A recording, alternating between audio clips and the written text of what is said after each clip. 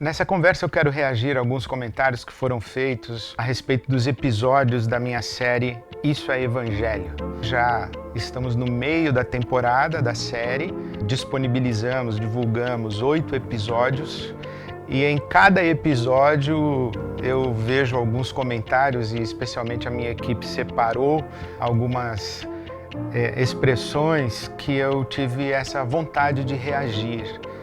Então é para isso que nós estamos aqui. Primeiro eu queria falar da série. Eu vejo que nós estamos num Brasil cada vez mais evangélico, mas ao mesmo tempo com uma diversidade muito grande de leituras do Evangelho. E uma das coisas que se tem dito muito a respeito da realidade evangélica no Brasil é que nós estamos no meio de uma disputa narrativa. Não basta você dizer eu sou cristão ou eu sou evangélico. A questão é que tipo de cristão você é, que tipo de evangélico você é. Eu tentei explicar primeiro para mim mesmo o que é que eu de fato creio. Como é que eu leio a Bíblia Sagrada? Como é que eu leio o Evangelho? Quando eu digo, olha, eu sou um seguidor de Jesus Cristo, eu creio no Evangelho, do que eu estou falando? Como é que eu compreendo? Como é que o Evangelho chegou para mim? A série tem essa finalidade. Antes de ser uma palavra que eu entrego para você, é uma forma de eu dizer para mim mesmo qual é o Evangelho no qual eu creio.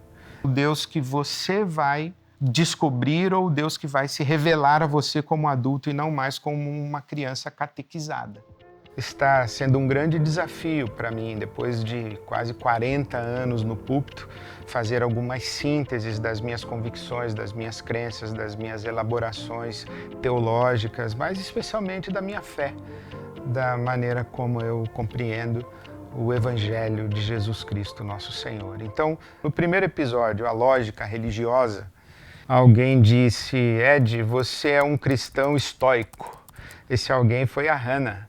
Então, Hannah, eu quero reagir a isso. Eu não concordo com essa fala, porque eu não acredito que haja compatibilidade entre o estoicismo e o cristianismo. Na verdade, eu não acho que é possível ser cristão e estoico ao mesmo tempo, por duas grandes razões. Dentro da filosofia do estoicismo, o estoico, ele defende a chamada eudaimonia, que é quase que uma indiferença ao sofrimento, uma indiferença à dor e uma indiferença também ao prazer, ao contentamento.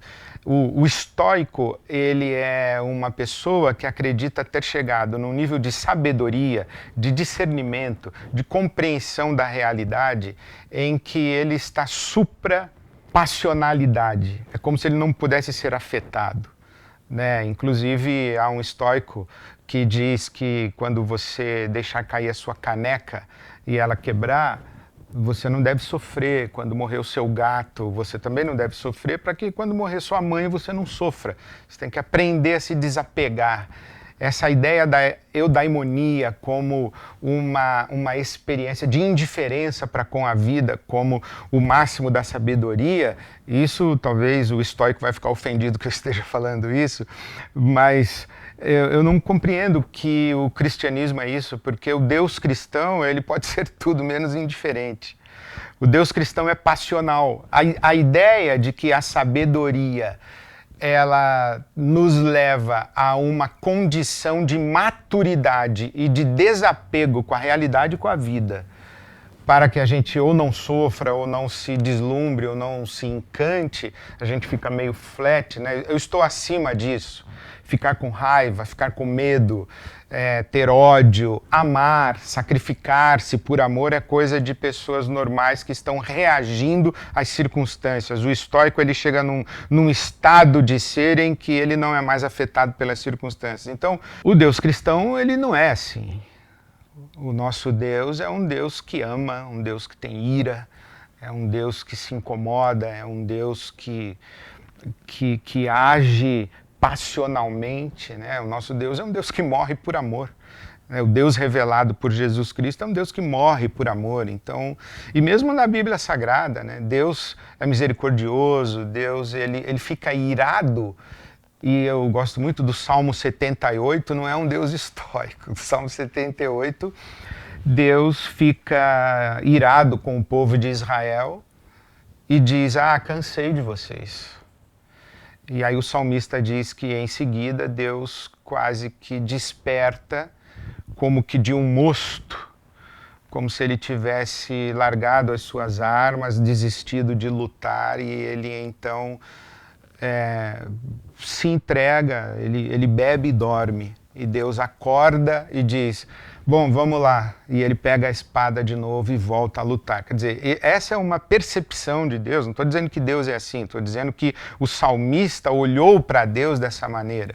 A sensação que ele tem a respeito de Deus é essa, como se Deus tivesse abandonado Israel, voltado a Israel. Então a Bíblia fala que Deus tem misericórdia, que Deus tem ira, que Deus tem paixão amorosa. Então Deus não é um Deus indiferente, né? Nós podemos falar muita coisa a respeito de Deus, mas indiferença não é uma coisa que a gente pode falar a respeito de Deus. E a outra coisa também, a segunda razão, é que o estoico ele acredita num caminho de virtude, né? E uma virtude que é a identificação com o universo natural, né? Que você não deve reagir passionalmente às realidades, porque as realidades são o que são. Choveu, choveu, porque tinha que chover. Isso é da natureza chover, não é que choveu porque os deuses estão querendo estragar sua festa de casamento. Choveu. Então você reage à natureza, reage ao mundo, à realidade, às circunstâncias, como compreendendo que esse é o fluxo natural da existência. E você compreendendo isso, você faz um caminho de virtude, né? E novamente, virtude não é o nosso forte na tradição cristã. A tradição cristã lida com pecado, lida com transgressão, lida com imaturidade, lida com a contradição humana. Então a virtude não é o nosso forte. O forte da tradição cristã é a experiência com a graça de Deus e não com a virtude humana. Então o estoico é esse ser humano que chega na sua maturidade. E na minha leitura do Evangelho, a maturidade do que anda com Jesus é justamente andar nessa passionalidade, lidando com todas as suas contradições, as suas luzes, as suas sombras, e vivendo isso na presença de Deus. Né? Acho muito bonito o Salmo 62, que fala que a gente tem que derramar o coração na presença de Deus. Então, essa maturidade que quase que gera um descolamento da realidade, que me torna um ser humano super-humano, isso não é compatível com a maneira que eu leio o Evangelho. Então, não me considero um cristão estoico. Agora, sim, o estoicismo afetou muito o cristianismo na sua origem, e há pessoas que dizem que o Paulo apóstolo ele era um pouco estoico, especialmente quando escreve aos Filipenses, que ele diz assim: aprendi o segredo do contentamento, eu sei ter abundância e fartura, também sei passar necessidade e escassez, porque eu estou contente em qualquer situação. Uma percepção assim dá a ideia de que ele está desapegado e que ele chegou nessa eudaimonia do estoico, né? Que não importa se ele está dormindo numa cadeia ou num hotel 5 estrelas, ele está pleno. Eu não considero assim que é isso que ele esteja dizendo. O que ele está dizendo é que na relação que ele tem com Cristo, porque ele diz, tudo posso naquele que me fortalece, né? Ele não regula o relacionamento dele com Jesus ao sabor das circunstâncias. Então ele diz, olha, eu tenho algo maior do que as circunstâncias, que é a minha relação de fé, a minha experiência com Jesus. Então eu não acho que ele está sendo estoico necessariamente, mas eu entendo a sugestão, mas espero ter sido claro aqui no meu comentário e na minha reação. Aqui o professor Gerson, ou Gécio, diz assim: ele é contra a ideia de sacrifício na religião a partir do sacrifício de Cristo? Sim, uma das chaves de leitura da morte de Jesus é que se há um sacrifício a ser feito na experiência religiosa, esse sacrifício é o sacrifício do próprio Deus na pessoa do Filho. Quem se sacrifica em nome da sustentação da criação não é a criatura, é o Criador. Essa é a lógica da fé cristã.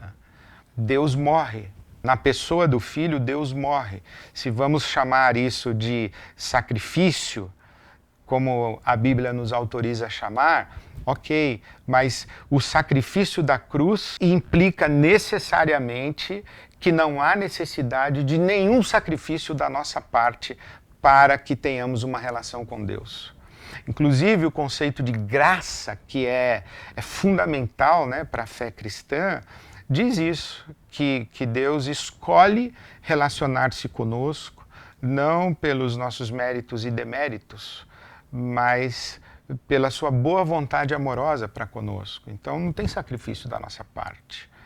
Não há nada que a gente possa oferecer para Deus como sacrifício para subornar a Deus e conquistar o favor dele ou aplacar a sua ira, que Jesus Cristo não o tenha feito, se essa é a lógica da sua pergunta. Então, quem crê na cruz de Jesus Cristo como uma morte necessária e não uma morte contingente, isto é, se Jesus Cristo morreu porque tinha que morrer, ninguém mais precisa morrer, senão a morte de Jesus terá sido incompleta, insuficiente. Mas quando Jesus do alto da cruz diz tetelestai, ele diz, está consumado, pronto, realizado, fim. Chegou no fim, se completou, não falta mais nada. É essa a ideia. Então, nenhum sacrifício a Deus é necessário e todo sacrifício a Deus na perspectiva de conquistar o favor de Deus ou aplacar a ira de Deus é um desmerecimento, uma diminuição e uma afronta à cruz de Jesus Cristo nosso Senhor. É assim que eu creio. A Natália manda um comentário que eu fiquei muito feliz. Sou espírita e adoro o pastor Ed René, as pregações e reflexões, e mandou um coraçãozinho. Então, muito obrigado, Natália, pelo seu comentário, eu agradeço muito. Eu sempre fico muito feliz, eu encontro pessoas que me dizem, eu sou ateu, sou agnóstico, sou espírita, sou católico, sou evangélico, eu sou budista, eu sou judeu, eu sou judia, e as pessoas reagem a essa maneira de ler o Evangelho, né? Maiores elogios que eu recebi foi uma vez que eu estava assinando um dos meus livros e aquela senhora me disse, olha, pastor, eu comecei a ouvir os seus vídeos, o Talmidim, a minha série Talmidim, e eu não sabia se o senhor era padre, se o senhor era filósofo, se o senhor era espírita, se o senhor era teólogo, eu não sabia o que o senhor era, se o senhor era acadêmico, eu não sabia. Aí eu fui pesquisar e descobri que o senhor era pastor evangélico. E eu fiquei muito feliz, porque eu percebi que eu estava falando do Evangelho e de Jesus, e não da minha experiência religiosa. Isso me alegra muito. E isso está dentro até do espírito do Isso é Evangelho, porque eu estou tentando, né, afirmar as minhas crenças e convicções espirituais no meu caminho do seguimento de Jesus, sem a preocupação de catequizar ninguém. Eu estou querendo apenas ler e expressar o que eu creio do Evangelho. E fico feliz quando ele faz sentido para tanta gente que não está na minha igreja, ou não é da minha igreja, ou não é da minha tradição. Eu fico muito feliz. Aqui tem um outro comentário que é do Todo Dia um Versículo. Então, Todo Dia um Versículo, obrigado pelo seu comentário, que diz assim, ou seja, viva do jeito que você está, não precisa mudar nem fazer nada.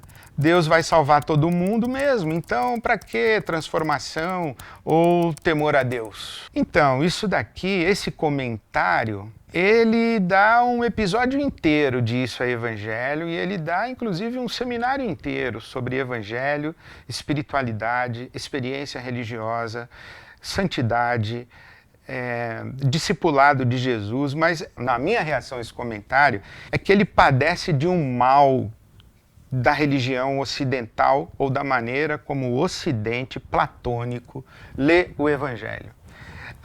A dissociação entre razão e o resto da existência humana, a redução do Evangelho à racionalidade, a redução do Evangelho Há um conjunto de doutrinas e de crenças, porque por trás desse comentário aqui, é assim que eu estou lendo e que eu estou entendendo isso que eu quero reagir, está dizendo o seguinte: olha, se você acredita nessas coisas e essas coisas estão certas, viva do jeito que você quiser, porque você vai ser salvo do mesmo jeito. Não, isso é uma distorção absoluta do Evangelho, porque o Evangelho não é uma crença.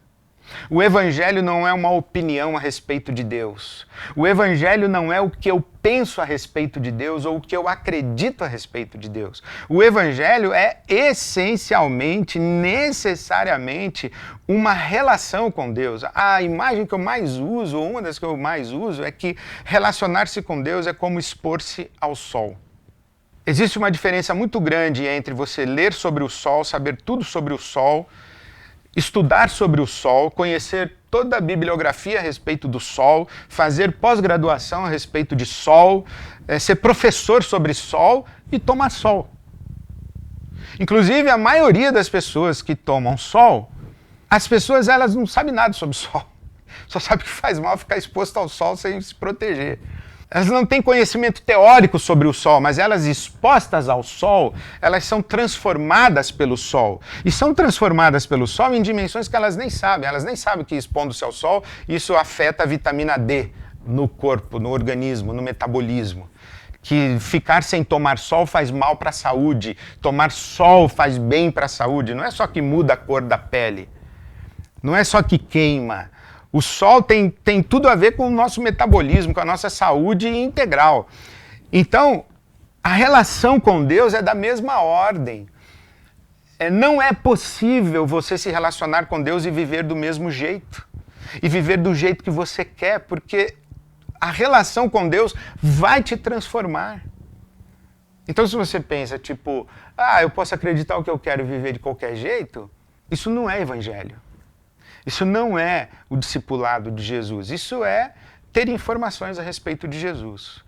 Porque, como dizem os teólogos latino-americanos, René Padilha, por exemplo, Orlando Costas, José Comblan, todos eles dizem que crer em Jesus não é entender Jesus.